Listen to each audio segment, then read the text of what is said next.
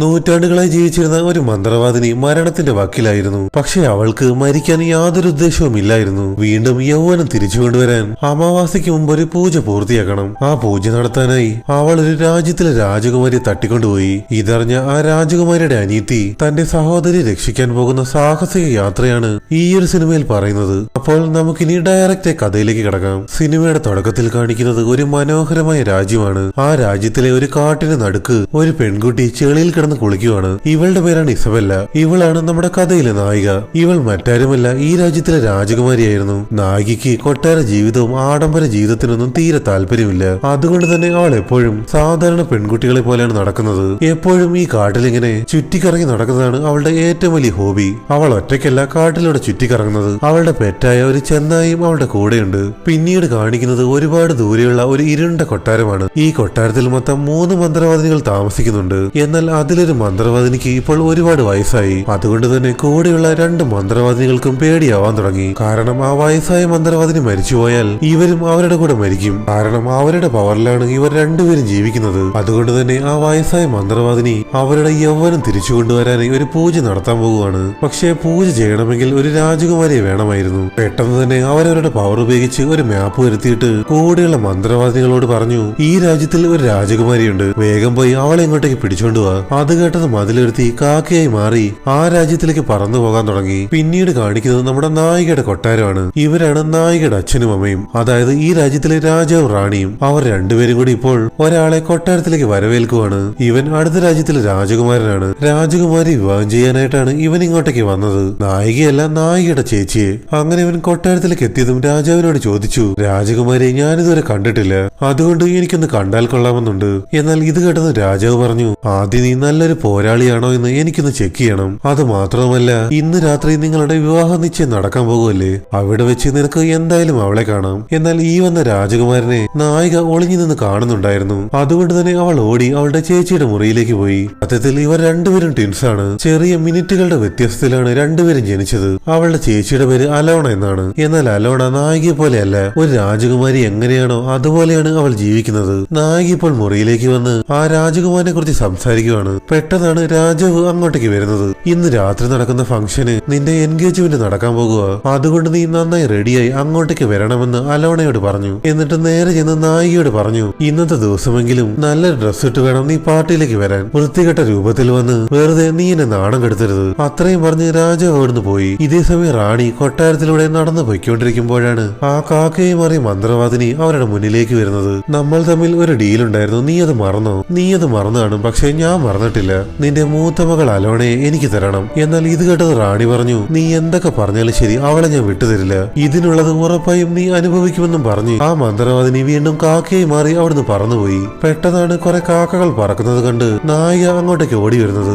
എന്തു പറ്റിയമ്മ, എന്തേലും പ്രശ്നമുണ്ടോ? ഏയ്, ഒരു പ്രശ്നവുമില്ല, നിനക്ക് തോന്നിയതാവും. അതും പറഞ്ഞ് റാണി ഇവിടുന്ന് നടന്നുപോയി. എന്നാൽ നായികയ്ക്ക് അവിടെ കിടന്ന് ഒരു കാക്കയുടെ തോല് കിട്ടി. അതോടെ അവൾക്ക് മനസ്സിലായി ഇവിടെ എന്തോ ഒരു പ്രശ്നമുണ്ടെന്ന്. ഇതേ സമയം ആ കാക്ക മന്ത്രവാദിനി അവളുടെ കൊട്ടാരത്തിലേക്ക് തിരിച്ചെത്തി. എന്നിട്ട് നടന്ന കാര്യങ്ങളെല്ലാം ആ വയസ്സായ മന്ത്രവാദിനിയോട് പറഞ്ഞു. അത് കേട്ടതും അവർക്കൊക്കെ ദേഷ്യം വന്നു. പെട്ടെന്ന് തന്നെ അവർ ആ രാജ്യത്തിലെ മാപ്പ് എടുത്തിട്ട് അതിലൊരു ഭാഗത്ത് തൊട്ട് എന്തൊക്കെയോ മന്ത്രങ്ങൾ ചൊല്ലിയതും അവൾ തൊട്ട ഭാഗത്ത് പെട്ടെന്ന് തീ പിടിക്കാൻ തുടങ്ങി. ഇതേ സമയം ഇവിടെ കൊട്ടാരത്തിൽ എൻഗേജ്മെന്റിനുള്ള ഫംഗ്ഷൻ സ്റ്റാർട്ടായി. എന്നാൽ നായിക രാജകുമാരിയുടെ വേഷം ധരിക്കാതെ ഒരു സാധാരണ ഡ്രസ് ഇട്ടാണ് അങ്ങോട്ടേക്ക് വന്നത്. കാരണം അവൾക്ക് സിമ്പിളായിട്ട് നടക്കാനായിരുന്നു ഇഷ്ടം. ഫംഗ്ഷന് വന്നു കഴിഞ്ഞതും അവൾ കയ്യിൽ കിട്ടിയ ഫുഡൊക്കെ വാരി വലിച്ച് തിന്നാൻ തുടങ്ങി. എന്നാൽ ഇതേ സമയം ഇവിടെ റാണി ആകെ ടെൻഷൻ അടിച്ച് നടക്കുവാണ്. ആ മന്ത്രവാദിനി അലോനെ തട്ടിക്കൊണ്ടുപോകാൻ നല്ല ചാൻസ് ഉള്ളത് കൊണ്ട് എല്ലാ കാവൽക്കാരോടും നന്നായി ശ്രദ്ധിച്ചു നിൽക്കാൻ പറഞ്ഞു. അപ്പോഴാണ് രാജകുമാരൻ അങ്ങോട്ടേക്ക് വരുന്നത്. അവിടെ എത്തിയതും അവൻ ആദ്യം കണ്ട കാഴ്ച നായിക ഫുഡ് വലിച്ചു വാരി തിന്നുന്നതാണ്. ഏതായി പെൺകുട്ടി,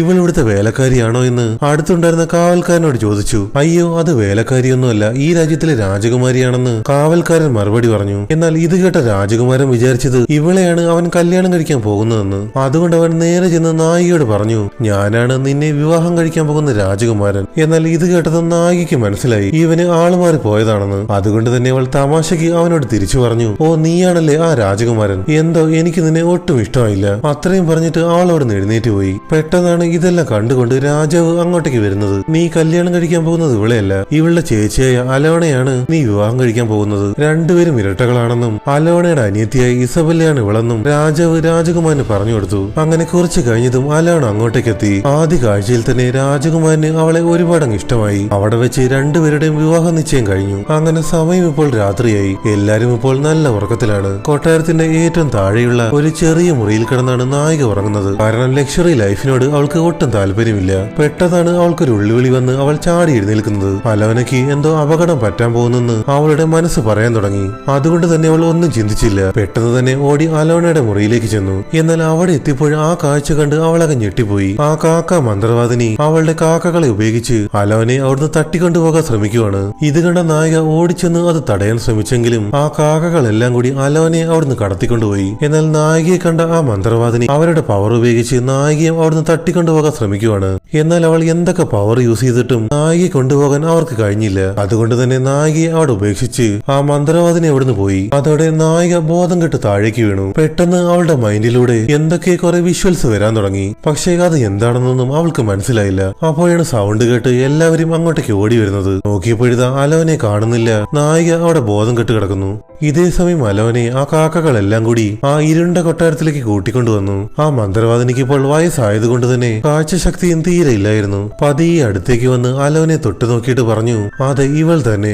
ഇനി ഇവളെ വെച്ച് ഞാൻ എന്റെ യൗവനം തിരിച്ചു പിടിക്കും. എന്നിട്ട് അലോനെ രക്ഷപ്പെട്ടു പോകാതിരിക്കാൻ ആ കൊട്ടാരത്തിന് ചുറ്റും ഒരു മാന്ത്രിക കവചമുണ്ടാക്കി. ഇതേ സമയം ഇവിടെ കൊട്ടാരത്തിൽ നായിക കണ്ണു തുറന്നു. എന്താണ് അലോണയ്ക്ക് സംഭവിച്ചതെന്നും നടന്ന കാര്യങ്ങളെല്ലാം അവൾ എല്ലാവരോടും പറഞ്ഞു. അപ്പോഴാണ് കാവൽക്കാർ വന്ന് പറയുന്നത് രാജ്യത്തിന്റെ പല സ്ഥലങ്ങളിൽ തനിയെ തീ പിടിക്കുന്നുണ്ടെന്ന്. പെട്ടെന്നാണ് റാണി രാജാവിനെ വിളിച്ചുകൊണ്ടുപോയി ഒരു രഹസ്യം പറയുന്നത്. ഒരുപാട് വർഷങ്ങൾക്ക് മുമ്പ് നമ്മുടെ കല്യാണം കഴിഞ്ഞ് കുട്ടികൾ ഉണ്ടാകാതെ നമ്മൾ ഒരുപാട് സങ്കടപ്പെട്ടില്ലേ? അതുകൊണ്ട് ഞാൻ ആരും അറിയാതെ കാട്ടിൽ പോയി അവിടെയുള്ള ചില മന്ത്രവാദിനികളോട് സഹായം ചോദിച്ചു. അത് കേട്ടതും അവർ സഹായിക്കാമെന്ന് സമ്മതിച്ചു. പക്ഷേ അതിന് പകരമായി നമ്മൾക്ക് ജനിക്കുന്ന ആദ്യത്തെ കുട്ടിയെ അവർക്ക് കൊടുക്കണമെന്ന് ആ മന്ത്രവാദിനികൾ പറഞ്ഞു. എന്റെ അപ്പോഴത്തെ ആ ഒരു സാഹചര്യത്തിൽ ഞാൻ അവരോട് അതിന് ഓക്കെ പറഞ്ഞു. അങ്ങനെ വർഷങ്ങൾ കഴിഞ്ഞ് അവർ എന്നോട് എന്റെ മൂത്ത മകളെ വേണമെന്നും പറഞ്ഞ് എന്റെ അടുത്തേക്ക് വന്നിരുന്നു. പക്ഷെ ഇപ്പോൾ എനിക്ക് അവളെ കൊടുക്കാൻ മനസ്സ് വന്നില്ല. അതുകൊണ്ട് ഞാൻ അവരോട് അവളെ തരാൻ പറ്റില്ലെന്ന് പറഞ്ഞു. ഈ ഒരു കാരണം കൊണ്ടാണ് അവരവളെ തട്ടിക്കൊണ്ടുപോയത്. എന്നാൽ ഇതെല്ലാം കേട്ടതും രാജാവ് ആകെ ഷോക്കായി. സോൾജേഴ്സിനോട് എത്രയും പെട്ടെന്ന് അവളെ കണ്ടുപിടിക്കാൻ ഉത്തരവിട്ടു. ഇതെല്ലാം കേട്ടതും നായിക പറഞ്ഞു, സോൾജേഴ്സിന്റെ കൂടെ ഞാനും പോയി അവളെ അന്വേഷിക്കട്ടെ. അവളെ തട്ടിക്കൊണ്ടുപോയ ആ മന്ത്രവാദിനെ എനിക്കറിയാം. അവൾക്ക് കാക്കയായി മാറാനുള്ള കഴിവുണ്ട്. ഓരോ തവണ അവൾ കാക്കയായി മാറുമ്പോഴും അവളുടെ ഒരു തൂവൽ പൊഴിഞ്ഞു വീഴും. അതിലൊരു തൂവൽ എന്റെ കയ്യിലുണ്ട്. ആ തൂവല് വെച്ച് എനിക്ക് ആ മന്ത്രവാദി കണ്ടുപിടിക്കാൻ പറ്റും. എന്നാൽ ഇതെല്ലാം കേട്ടതും രാജാവിന് ആകെ ദേഷ്യം വന്നു. കാരണം ചെറുപ്പം മുതലേ രാജാവ് എന്ത് പറഞ്ഞാലും നായിക അത് അനുസരിക്കാറില്ല. അതുകൊണ്ട് തന്നെ രാജാവിന് നായിക ഒട്ടും ഇഷ്ടമല്ല. അലോനയ്ക്ക് പകരം നിന്നെയാണ് അവർ തട്ടിക്കൊണ്ടുപോയതെങ്കിൽ ഞാൻ ഒരുപാട് സന്തോഷിച്ചേനെ. കാരണം ജനിച്ച അന്നു മുതൽ നീ എനിക്ക് സമാധാനം തന്നിട്ടില്ല. അത്രയും പറഞ്ഞ് രാജാവ് അവിടുന്ന് ഇറങ്ങിപ്പോയി. എന്നാൽ രാജാവ് ഇങ്ങനെയൊക്കെ പറയുന്നത് കേട്ടതും നായികയ്ക്കും ആകെ സങ്കടമായി. നേരെ പോയി അവളുടെ സാധനങ്ങളൊക്കെ പാക്ക് ചെയ്ത് അവൾ പുറത്തേക്ക് എത്തിയതും ആ രാജകുമാരൻ അവളെ വന്ന് തടഞ്ഞു. ഞാൻ കല്യാണം കഴിക്കാൻ പോകുന്ന പെണ്ണിനെ എനിക്ക് തന്നെ കണ്ടുപിടിക്കണമെന്നും പറഞ്ഞ് അവളുടെ കയ്യിൽ നിന്ന് ആ കാക്കയുടെ തൂവല് വാങ്ങി ഒരു കുതിരപ്പുറത്ത് കയറി നേരെ കാട്ടിലേക്ക് പോയി. എന്നാൽ നായികയുടെ കയ്യിൽ കാക്കയുടെ മറ്റൊരു തൂവല് കൂടി ഉണ്ടായിരുന്നു. അതും എടുത്തുകൊണ്ട് അവളും നേരെ കാട്ടിലേക്ക് പോയി. ഏതു നേരവും അവൾ ഈ കാട്ടിൽ ചുറ്റിക്കറങ്ങുന്നത് കൊണ്ട് കാട്ടിലുള്ള എല്ലാ വഴികളും അവൾക്ക് അറിയാമായിരുന്നു. അങ്ങനെ അവൾ പൊയ്ക്കൊണ്ടിരിക്കുമ്പോഴാണ് അവളുടെ ചെന്നായ അടുത്തേക്ക് വരുന്നത്. എന്നിട്ട് അതിനെ കൊണ്ട് അവൾ ആ തൂവൽ മണപ്പിച്ചിട്ട് ആ ചെന്നായയുടെ പിറകെ പോകാൻ തുടങ്ങി. അങ്ങനെ അവൾ പൊയ്ക്കൊണ്ടിരിക്കുമ്പോഴാണ് വഴിയിൽ വെച്ച് രാജകുമാരനെ കാണുന്നത്. അവൻ എങ്ങോട്ടാ പോകുന്നതെന്ന് അറിയാൻ വേണ്ടി അവനറിയാതെ അവൾ അവനെ ഫോളോ ചെയ്യാൻ തുടങ്ങി. എന്നാൽ കുറച്ചു ദൂരം പോയി കഴിഞ്ഞതും തന്നെ ആരെ ഫോളോ ചെയ്യുന്നുണ്ടെന്ന് രാജകുമാരൻ മനസ്സിലാക്കി. ആ മരത്തിന് പിന്നിൽ ഒളിച്ചിരിക്കുന്നത് ആരായാലും മര്യാദയ്ക്ക് പുറത്തേക്ക് വാ. അത് കേട്ടതും രാജകുമാരി അവന്റെ അടുത്തേക്ക് ചെന്നു. നീയോ? നീ എന്താ ഇവിടെ? ഞാനോ? ഞാൻ എന്റെ ചേച്ചി തിരക്കി പോകുക. പെട്ടെന്നാണ് അവളുടെ ചെന്നായ അങ്ങോട്ടേക്ക് വരുന്നത്. അത് കണ്ടതും രാജകുമാരൻ വാളെടുത്തു. നീ പേടിക്കേണ്ട കാര്യമൊന്നുമില്ല, അത് എന്റെ ചെന്നായാണെന്നും പറഞ്ഞ് നായിക ഓടിച്ചെന്ന് ആ ചെന്നായെ തടവാൻ തുടങ്ങി. അല്ല, നിന്റെ പ്ലാൻ എന്താ? എങ്ങനെ നീ അവളെ കണ്ടുപിടിക്കാൻ പോകുന്നേ? അത് എന്റെ ഫ്രണ്ടായ ഈ ചെന്നായ ഉപയോഗിച്ചാണ് ഞാൻ എന്റെ ചേച്ചിയെ കണ്ടുപിടിക്കാൻ പോകുന്നത്. എങ്കിൽ ശരി, നമുക്ക് രണ്ടുപേർക്കും ഒരുമിച്ച് പോകാമെന്ന് രാജകുമാരൻ പറഞ്ഞു. അങ്ങനെ രണ്ടുപേരും കൂടി കാട്ടിലൂടെ പോകാൻ തുടങ്ങി. അങ്ങനെ അവർ പോയിക്കൊണ്ടിരിക്കുമ്പോഴാണ് വഴിയിൽ ഒരു കുതിരവണ്ടി കാണുന്നത്. അടുത്ത് ചെന്ന് നോക്കിയപ്പോഴിതാ ആ കുതിരവണ്ടിക്കാരൻ കള്ളു കുടിച്ച് ബോധമില്ലാതെ കിടക്കുന്നു. കുറച്ച് വെള്ളം കോരി വെച്ച് അയാളെ എഴുന്നേൽപ്പിച്ചതും ചാടി എഴുന്നേറ്റ് അയാൾ അവരെ തെറി വിളിക്കാൻ തുടങ്ങി. സമാധാനമായി കിടന്നുറങ്ങാനും സമ്മതിക്കില്ലേ എന്നും പറഞ്ഞ് അയാളുടെ കയ്യിലുണ്ടായിരുന്ന എലിയെ അവർക്ക് നേരെ എറിഞ്ഞു. കാരണം അയാൾ കുറെ എലിയെ വളർത്തുന്നുണ്ടായിരുന്നു. നിന്റെ കുതിരവണ്ടിയൊന്നും ഞങ്ങൾക്ക് വേണം. ഈ നിൽക്കുന്നത് ഈ രാജ്യത്തിലെ രാജകുമാരിയാണ്. എന്നാൽ അത് കേട്ടതും ആ കുതിരവണ്ടിക്കാരൻ നായികയെ നോക്കി ചിരിക്കാൻ തുടങ്ങി. ഇവളാണ് രാജകുമാരി. ഇവളുടെ വേഷം കണ്ടാൽ തന്നെ അറിയാം ഇവളേതോ വേലക്കാരിയാണെന്ന്. ഇത് കേട്ട നായിക ഒരു കത്തിയെടുത്ത് അവന്റെ കഴുത്തിൽ വെച്ച് ഭീഷണിപ്പെടുത്തി. നിനക്ക് ഈ കുതിരവണ്ടി തരാൻ പറ്റുമോ ഇല്ലയോ? അത് മാത്രം പറഞ്ഞാ മതി. അത്രയും പറഞ്ഞുകൊണ്ട് അവന്റെ കയ്യിലേക്ക് ഒരു സ്വർണ്ണ നാണയം വെച്ചു കൊടുത്തു. ഇതങ്ങ് ആ ആദ്യമേ തന്നാ പോരായിരുന്നു, വെറുതെ എന്തിനാ ഇത്രയും പ്രശ്നം ഉണ്ടാക്കി? അത്രയും പറഞ്ഞുകൊണ്ട് അവരെ കുതിരവണ്ടിയിൽ കയറ്റി അവർ യാത്ര തുടങ്ങി. അല്ല, നിങ്ങൾ രണ്ടുപേരും കൂടി എന്തിനാ ഈ കാട്ടിലേക്ക് പോകുന്നതെന്ന് കുതിരവണ്ടിക്കാരൻ ചോദിച്ചു. അത് കേട്ടത് നായിക നടന്ന കാര്യങ്ങളെല്ലാം അയാളോട് പറഞ്ഞു. എന്നാൽ അയാൾ അതൊന്നും വിശ്വസിച്ചില്ല. നിങ്ങൾ എവിടെ പോയാലും എനിക്കെന്താ, എനിക്ക് എന്റെ പണം കിട്ടിയാൽ മതി. അങ്ങനെ അവർ ഒരുപാട് ദൂരം യാത്ര ചെയ്തു. എന്നാൽ ഇതേ സമയം തന്നെ രാജ്യത്തിലെ പല സ്ഥലങ്ങളിലും തീ പിടിക്കുന്നുണ്ടായിരുന്നു. എന്നാൽ ഇവിടെ കൊട്ടാരത്തിൽ രാജാവ് അലോണയെ ഓർത്ത് ആകെ സങ്കടപ്പെട്ടിരിക്കുകയാണ്. രാജാവ് സങ്കടപ്പെട്ടിരിക്കുന്നത് കണ്ട് റാണി വന്ന് പറഞ്ഞു, എന്നോട് ക്ഷമിക്കണം, ഞാൻ കാരണമാ ഇതെല്ലാം സംഭവിച്ചത്. അപ്പോഴാണ് രാജാവ് ആർക്കും അറിയാത്ത ഒരു രഹസ്യം പറയുന്നത്. നീ പ്രസവിക്കുന്ന സമയത്ത് നിന്റെ അവസ്ഥ വളരെ മോശമായിരുന്നു. അപ്പോഴാണ് നിനക്ക് ആദ്യത്തെ കുഞ്ഞ് ജനിക്കുന്നത്. കുറച്ച് നിമിഷങ്ങൾ കഴിഞ്ഞ് നിനക്ക് രണ്ടാമത്തെ കുഞ്ഞും ജനിച്ചു. എന്നാൽ ആദ്യത്തെ കുഞ്ഞിനേക്കാൾ രണ്ടാമത്തെ കുഞ്ഞിനെയാണ് എനിക്ക് ഒരുപാട് ഇഷ്ടമായത്. അവളാണ് അലോണ. ആ കുഞ്ഞിനെ കയ്യിലെടുത്തിട്ട് ഞാൻ അവിടെയുള്ള എല്ലാവരോടും പറഞ്ഞു, ഇവൾ ഇളയമകളാണെന്ന് ആരും അറിയാൻ പാടില്ലെന്ന്. അങ്ങനെ അലോണയെ ഞാൻ എന്റെ മൂത്ത മകളെ വളർത്താൻ തുടങ്ങി. അതായത് ഇസബെല്ലയാണ് മൂത്തത്, അലോണ ഇളയത്. ഇതേ സമയം ആ മന്ത്രവാദിനികളുടെ ഇരുണ്ട കൊട്ടാരം കാണിക്കുവാണ്. എന്നാൽ അലോണയെ തട്ടിക്കൊണ്ടുവന്ന് ഇത്രയും ദിവസമായിട്ടും അവൾ ഇതുവരെ ഫുഡൊന്നും കഴിച്ചിട്ടില്ല. അപ്പോഴാണ് ആ വയസ്സായ മന്ത്രവാദിനി എന്ന് പറയുന്നത്, നീ ഇങ്ങനെ കഴിക്കാതിരുന്നാൽ എങ്ങനെ? നിന്റെ ശരീരം നല്ലതുപോലെ ഇരുന്നാൽ മാത്രമേ എനിക്ക് ഈ ചടങ്ങ് കംപ്ലീറ്റ് ചെയ്യാൻ പറ്റൂ. അത്രയും പറഞ്ഞുകൊണ്ട് അവളെ നിർബന്ധിച്ച് ഫുഡ് കഴിപ്പിക്കാൻ തുടങ്ങി. എന്നാൽ ഇവിടെ ആ കാക്ക മന്ത്രവാദിനി ആകെ ടെൻഷനിലാണ്. അവൾ നായികയെ തട്ടിക്കൊണ്ടുപോകാൻ ശ്രമിച്ചപ്പോൾ അവളുടെ പവറൊന്നും നായികയുടെ മേൽ വർക്കായില്ല. അവൾക്ക് എങ്ങനെ ഇത്രയും പവർ വന്നു? അത് മാത്രമല്ല, നമ്മൾ മൂത്ത മകളെ വേണമെന്നല്ലേ പറഞ്ഞത്? അങ്ങനെ വരുമ്പോൾ അവൾക്കാണ് ഈ പവർ ഉണ്ടാവേണ്ടത്. ഇനി ഇവൾ ഇളയതും അവൾ മൂത്തതുമാണോ? നമ്മൾക്ക് ആള് മാറി പോയതാണെങ്കിലോ? ഇതെല്ലാം കേട്ടതും കൂടെ ഉണ്ടായിരുന്ന മറ്റേ മന്ത്രവാദിനി പറഞ്ഞു, നിനക്ക് അത്ര ഡൗട്ട് ആണെങ്കിൽ ഒരു കാര്യം ചെയ്യ്, പോയി അവളെയും കൂടി ഇങ്ങ് തട്ടിക്കൊണ്ടുവാ. എന്നാൽ ഇതേ സമയം ഇവിടെ നായികയും രാജകുമാരനും കുതിരവണ്ടിയിൽ വന്നുകൊണ്ടിരിക്കുകയാണ്. പെട്ടെന്നാണ് അവിടെ ക്ലൈമറ്റ് ചേഞ്ച് ആവുന്നത്. ശക്തമായ മഞ്ഞും കാറ്റും അടിക്കാൻ തുടങ്ങി. അപ്പോഴാണ് ആ കുതിരക്കാരൻ പറയുന്നത്, ഇവിടെ അടുത്തൊരു ചെറിയ ലോഡ്ജ് ഉണ്ട്, ഇന്ന് രാത്രി നമുക്ക് അവിടെ താമസിക്കാം. അത് കേട്ട നായികയും രാജകുമാരനും അതിന് സമ്മതിച്ചു. പെട്ടെന്നാണ് രാജകുമാരന്റെ മേൽ ഒരു ഇടിമിന്നൽ അടിക്കാൻ വരുന്നത്. ഇത് കണ്ട നായിക അവന്റെ ദേഹത്തേക്ക് ചാടി വീണ് അവനെ അതിൽ നിന്ന് രക്ഷിച്ചു. എന്നാൽ ആ ഒരു നിമിഷം രണ്ടുപേരുടെ ഉള്ളിൽ അങ്ങോട്ടും ഇങ്ങോട്ടും ചെറിയൊരു ക്രഷ് തോന്നി തുടങ്ങി. അങ്ങനെ കുതിരവണ്ടിക്കാരൻ അവരെയും കൂട്ടി നേരെ ലോഡ്ജിലേക്ക് പോയി. നല്ല വിശപ്പുള്ളത് കൊണ്ട് മൂന്നുപേരും നല്ലതുപോലെ ഫുഡ് കഴിക്കാൻ തുടങ്ങി. പെട്ടെന്നാണ് ആ കാക്ക മന്ത്രവാദിനി അങ്ങോട്ടേക്ക് വന്ന് അവളുടെ പവർ ഉപയോഗിച്ച് നായികയെ അവിടുന്ന് കടത്തിക്കൊണ്ടുപോകാൻ ശ്രമിക്കുന്നത്. പക്ഷെ അവൾ എന്തൊക്കെ ചെയ്തിട്ടും നായികയെ കൊണ്ടുപോകാൻ കഴിയുന്നില്ല. എന്നാൽ രണ്ടുപേരുടെയും കൈകൾ തമ്മിൽ കൂട്ടിമുട്ടിയതും നായികയുടെ മനസ്സിലേക്ക് എന്തൊക്കെയോ വിഷ്വൽസ് വരാൻ തുടങ്ങി. അതായത് അലോണയെ തട്ടിക്കൊണ്ടുപോയത് ഒരു പൂജ നടത്താനാണെന്നും അത് എവിടെ വെച്ചാണ് നടത്തുന്നത് എന്നുള്ള എല്ലാ കാര്യങ്ങളും അവൾക്ക് ആ വിഷ്വൽസിലൂടെ മനസ്സിലായി. പെട്ടെന്നാണ് നായികയുടെ കയ്യിൽ നിന്നും എന്തൊക്കെയോ മാജിക്കൽ പവേഴ്സ് വരാൻ തുടങ്ങുന്നത്. ഇത് കണ്ട കാക്ക മന്ത്രവാദിനി അവിടുന്ന് ഓടി രക്ഷപ്പെട്ടു. അതോടെ നായിക തളർന്ന് താഴേക്ക് വീണതും രാജകുമാരൻ ഓടി വന്ന് അവളെ പിടിച്ചെഴുന്നേൽപ്പിച്ചു. എന്നാൽ കുതിരവണ്ടിക്കാരന് ഇപ്പോഴാണ് മനസ്സിലായത് ഇവര് പറഞ്ഞത് എല്ലാം സത്യമാണെന്ന്. അതുകൊണ്ട് തന്നെ അയാൾ അവിടുന്ന് ഓടി രക്ഷപ്പെട്ടു. എന്നാൽ ഹോട്ടലിൽ ഉണ്ടായിരുന്ന എല്ലാവരും ഈ സംഭവിച്ച കാര്യങ്ങളെല്ലാം കാണുന്നുണ്ടായിരുന്നു. ഇപ്പോൾ വന്നത് ഒരു ദുഷ്ട മന്ത്രവാദിനിയല്ലേ? അപ്പോൾ അവൾ കൊല്ലാൻ വന്ന നീയും ഒരു ദുഷ്ട മന്ത്രവാദിനിയാണെന്നും പറഞ്ഞ് അവിടെയുള്ള എല്ലാവരും ആയുധങ്ങളും എടുത്ത് നായികയെ കൊല്ലാനായി വന്നു. ഇത് കണ്ട നായകൻ അവളെ വിളിച്ചുകൊണ്ട് നേരെ പുറത്തേക്ക് വന്നു. പുറത്തെത്തിയതും ആ കുതിരക്കാരൻ അവിടെ ഉണ്ടായിരുന്നു. വേഗം കയറി, എത്രയും പെട്ടെന്ന് നമുക്കൊരു സ്ഥലമിടണം. അതും പറഞ്ഞ അയാൾ അവരെയും കൂട്ടി അവിടുന്ന് രക്ഷപ്പെട്ടു പോയി. ഇതേ സമയം ആ ഇരുണ്ട കോട്ടയിൽ നായികയെ പിടിച്ചുകൊണ്ടുവരാൻ പറ്റാത്തത് കൊണ്ട് ആ കാക്ക മന്ത്രവാദിനി ആകെ ദേഷ്യത്തിലാണ്. നടന്ന കാര്യങ്ങളെല്ലാം അവൾ ആ വയസ്സായ മന്ത്രവാദിനിയോട് പറഞ്ഞു. എന്നാൽ ഇതെല്ലാം കേട്ടതും അവരാകെ ഷോക്കായി പോയി. എന്താ നീ പറയുന്നത്? അവൾക്ക് അത്രയും പവർ ഉണ്ടെങ്കിൽ അതിനർത്ഥം അവളാണ് മൂത്തത്. നമ്മൾ പിടിച്ചോണ്ട് വന്നത് രണ്ടാമത്തവളെയാണ്. അതുകൊണ്ട് എത്രയും പെട്ടെന്ന് പോയി അവളെ പിടിച്ചോണ്ടുവാ. ഇത് കേട്ട കാക്ക മന്ത്രവാദിനി പറഞ്ഞു, നമ്മൾ പിടിച്ചുകൊണ്ടുവരേണ്ട കാര്യമൊന്നുമില്ല, അവൾ ഇങ്ങോട്ടേക്ക് വന്നുകൊണ്ടിരിക്കുക.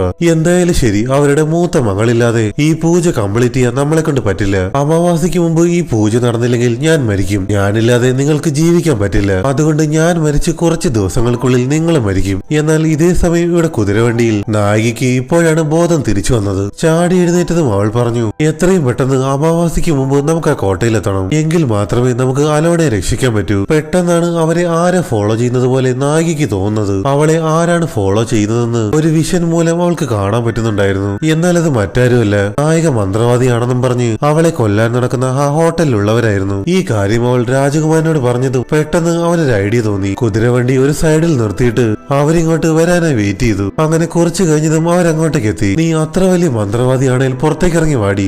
എന്നാൽ ആ കുതിരവണ്ടിയിൽ നിന്ന് പുറത്തേക്ക് ഇറങ്ങിയത് രാജകുമാരനായിരുന്നു. എന്താ നിങ്ങൾക്ക് വേണ്ടത്? എന്തിനാ ഞങ്ങളെ ഫോളോ ചെയ്യുന്നേ? നിന്റെ കൂടെ എടുത്തില്ലേ ഒരു മന്ത്രവാദിനി? അവളെ ഞങ്ങൾക്ക് വേണ്ടത്. അവളെ ഞങ്ങൾക്ക് തന്നാൽ നിന്നെ ഞങ്ങൾ വെറുതെ വിടാം. അവളെ തൊടണമെങ്കിൽ നീയൊക്കെ ആദ്യം എന്നെ കൊല്ലണമെന്നും പറഞ്ഞ് രാജകുമാരൻ വാളും എടുത്ത് അവരുമായി ഫൈറ്റ് ചെയ്യാൻ തുടങ്ങി. നിമിഷങ്ങൾക്കുള്ളിൽ അവിടെ ഉണ്ടായിരുന്ന എല്ലാവരെയും അവൻ അടിച്ചു വീഴ്ത്തി. എന്നാൽ ഇതേ സമയം നായകനും ആ കുതിരവണ്ടിക്കാരനും കൂടി ഒരു മലയിലേക്ക് വലിഞ്ഞു കയറുവാണ്. സത്യത്തിൽ ഈ മലയുടെ മുകളിലായിരുന്നു ആ ഇരുണ്ട കോട്ടയുള്ളത്. ഒരുവിധം കഷ്ടപ്പെട്ട് രണ്ടുപേരും മുകളിൽ എത്താറായതും ആ കുതിരവണ്ടിക്കാരൻ കാല് തെറ്റി നേരെ താഴേക്ക് വീണു. ഇത് കണ്ട നായിക അവളുടെ പവർ യൂസ് ചെയ്ത് അയാളെ മുകളിലേക്ക് വലിച്ചു കയറ്റി. അപ്പോഴാണ് കറക്റ്റ് സമയത്ത് രാജകുമാരനും അങ്ങോട്ടേക്ക് വരുന്നത്. നായികയുടെ ഉള്ളിൽ നിന്നും അവളുടെ മാജി പവേഴ്സ് എല്ലാം വെളിയിലേക്ക് വരാൻ തുടങ്ങി. എന്നാൽ ഇതെല്ലാം കണ്ടതും അവൾക്കാകെ ടെൻഷനായി. ഇനി ആ ഹോട്ടലിലുള്ളവരൊക്കെ പറഞ്ഞു സത്യമാണോ? ശരിക്കും ഞാനൊരു മന്ത്രവാദിയാണോ? എന്നാൽ ഇത് കേട്ട രാജകുമാരൻ പറഞ്ഞു, ആര് പറഞ്ഞു നീ മന്ത്രവാദിനിയാണെന്ന്? നീ ഒരു രാജകുമാരിയാണ്. നിന്റെ ചേച്ചി രക്ഷപ്പെടുത്താനായി ഇത്രയും കഷ്ടപ്പെട്ട് നീ ഇവിടം വരെ വന്നില്ലേ?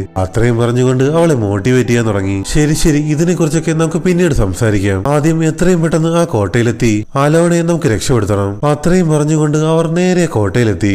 എന്നാൽ ആ കുതിരവണ്ടിക്കാരന് അകത്തേക്ക് വരാൻ പേടിയായതുകൊണ്ട് നായികയും രാജകുമാരനും അകത്തേക്ക് കയറിപ്പോയി. ഇതേ സമയം ആ വയസ്സായ മന്ത്രവാദിനി പൂജയ്ക്കുള്ള എല്ലാ കാര്യങ്ങളും റെഡിയാക്കി വെച്ചേക്കുവാണ്. ഇനി നമ്മുടെ കോട്ടയ്ക്ക് ചുറ്റുമുള്ള ആ മാന്ത്രിക കവചം ഇല്ലാതാക്കണം, എങ്കിലേ ഇസബെല്ലയ്ക്ക് ഇങ്ങോട്ടേക്ക് വരാൻ പറ്റൂ. എന്നാൽ ഇതെല്ലാം കേട്ടുകൊണ്ട് നിന്ന അലോണ ഉറക്കെ വിളിച്ചു പറഞ്ഞു, ഇസബെല്ല, നീ ഇവിടെ ഉണ്ടെങ്കിൽ ഒരിക്കലും ഇങ്ങോട്ടേക്ക് വരരുത്. നിന്നെ പിടിക്കാനാ ശരിക്കും അവരുടെ പ്ലാൻ. ഇത് കേട്ട മന്ത്രവാദിനികൾ പെട്ടെന്ന് അവരുടെ പവർ ഉപയോഗിച്ച് അലോണയുടെ വായടച്ചു. എന്നാൽ കൊട്ടാരത്തിന് താഴെ നിന്ന നായിക അലോണയുടെ സൗണ്ട് കേട്ടു. എന്നാൽ എന്താണ് അവൾ പറഞ്ഞതെന്ന് ഒട്ടും മനസ്സിലായതേയില്ല. അങ്ങനെ പതിയെ നായിക അകത്തേക്ക് കയറിയതും 3 മന്ത്രവാദിനികളും അവരുടെ പവർ ഉപയോഗിച്ച് നായികയെ അവിടെ ലോക്ക് ചെയ്തു വെച്ചു. എന്നിട്ട് അവളുടെ ആത്മാവിനെ പതിയെ പുറത്തേക്ക് എടുക്കാനായി ശ്രമിക്കുവാണ്. ഇതെല്ലാം കണ്ട രാജകുമാരൻ അവരെ തടയാനൊക്കെ ശ്രമിച്ചെങ്കിലും അവനെ കൊണ്ട് അതിന് കഴിഞ്ഞതേയില്ല. പെട്ടെന്നാണ് ഇതെല്ലാം കണ്ടുകൊണ്ട് പുറത്തു നിന്ന കുതിരക്കാരൻ അകത്തേക്ക് കയറി വരുന്നത്. ഈ മന്ത്രവാദിനികളെ എതിർത്ത് നിൽക്കാൻ അവനെ കൊണ്ട് കഴിയില്ലെന്ന് അവൻ അറിയാമായിരുന്നു. അതുകൊണ്ട് തന്നെ അവൻ വളർത്തുന്ന എലികളെ അവൻ ആ മന്ത്രവാദിനികൾക്ക് നേരെ എറിയാൻ തുടങ്ങി. ദേഹത്തേക്ക് എലികൾ വന്ന് വീണതും ആ 3 മന്ത്രവാദിനികളും ഉറക്ക നിലവിളിച്ചു. ദേഹത്ത് വീണ എലികളെയൊക്കെ അവർ തട്ടിക്കളയാൻ ശ്രമിക്കുവാണ്. അതുകൊണ്ട് തന്നെ അവർക്ക് ആ പൂജ കംപ്ലീറ്റ് ചെയ്യാൻ പറ്റിയില്ല. അപ്പോഴേക്കും സമയം 12 മണിയായി. ചന്ദ്രഗ്രഹണം കഴിഞ്ഞു. ചന്ദ്രഗ്രഹണത്തിന് മുമ്പ് പൂജ കംപ്ലീറ്റ് ചെയ്യാൻ പറ്റാത്തത് കൊണ്ട് നായികയുടെ ശരീരത്തിൽ നിന്നിറങ്ങിയ ആത്മാവ് വീണ്ടും അവളുടെ ശരീരത്തിലേക്ക് തിരിച്ചു വന്നു. പക്ഷെ ഇവിടെ അമാവാസിക്ക് മുമ്പ് പൂജ കംപ്ലീറ്റ് ചെയ്യാത്തത് കൊണ്ട് ആ 3 മന്ത്രവാദിനികളും മരിച്ച് ചാരമായി താഴേക്ക് വീണു. അതിൽ ആ വയസ്സായ മന്ത്രവാദിനി വൈരമായി മാറി. ഇത് കണ്ട ആ കുതിരക്കാരൻ നൈസായിട്ട് ആരും കാണാതെ അതെടുത്ത് പോക്കറ്റിലിട്ടു. അങ്ങനെ എല്ലാ പ്രശ്നങ്ങളും സോൾവ് ആയി. കുതിരവണ്ടിയിൽ കയറി അവർ കൊട്ടാരത്തിലേക്ക് തിരിച്ചെത്തി. അലോണ തിരിച്ചു വന്നത് കണ്ടതും രാജാവിന് ഒരുപാട് സന്തോഷമായി. എന്നിട്ട് രാജാവ് നേരെ വന്ന് നായികയോട് പറഞ്ഞു, നിന്നെ ഞാൻ ഒരുപാട് സങ്കടപ്പെടുത്തിയിട്ടുണ്ട്, നീ എന്നോട് ക്ഷമിക്കണം. അത്രയും പറഞ്ഞുകൊണ്ട് അയാൾ അവളെ കെട്ടിപ്പിടിച്ചു. എന്നിട്ട് രാജാവ് നേരെ അലോണയുടെ അടുത്ത് ചെന്ന് എത്രയും പെട്ടെന്ന് കല്യാണം നടത്താമെന്ന് പറഞ്ഞു. വേണ്ടച്ചാ, എനിക്ക് കല്യാണം വേണ്ട. എന്തൊക്കെ പറഞ്ഞാലും എന്നെക്കാൾ മൂത്തത് അവളല്ലേ. ആദ്യം അവളുടെ കല്യാണം നടക്കട്ടെ. അത് മാത്രമല്ല, എനിക്ക് ചില സ്വപ്നങ്ങളൊക്കെ ഉണ്ട്. അത് കഴിഞ്ഞിട്ടൊക്കെ ഞാൻ ഒരു കല്യാണത്തെ കുറിച്ച് ചിന്തിക്കുന്നുള്ളൂ. ഇതെല്ലാം കേട്ട രാജകുമാരനും ഒരുപാട് സന്തോഷമായി. കാരണം അലോണയേക്കാൾ അവനിപ്പോൾ നായികയെ സ്നേഹിക്കുന്നുണ്ട്. ഒന്നും ചിന്തിച്ചില്ല, നേരെ ചെന്ന് അവൻ നായികയെ പ്രപ്പോസ് ചെയ്തു. ഇത് കേട്ട നായിക നാണത്തോടെ അവനെ തള്ളിയിട്ട് അവന്റെ മുകളിലേക്ക് ചാടിക്കിടന്ന് താഴേക്ക് സ്ലൈഡ് ചെയ്ത് പോകുന്നതും കാണിച്ചുകൊണ്ട് ഈ ഒരു സിനിമ ഇവിടെ അവസാനിക്കുവാണ്. വീഡിയോ ഇഷ്ടപ്പെട്ട എല്ലാവരും ചാനൽ സബ്സ്ക്രൈബ് ചെയ്യുക, നിങ്ങളുടെ അഭിപ്രായം അറിയിക്കുക.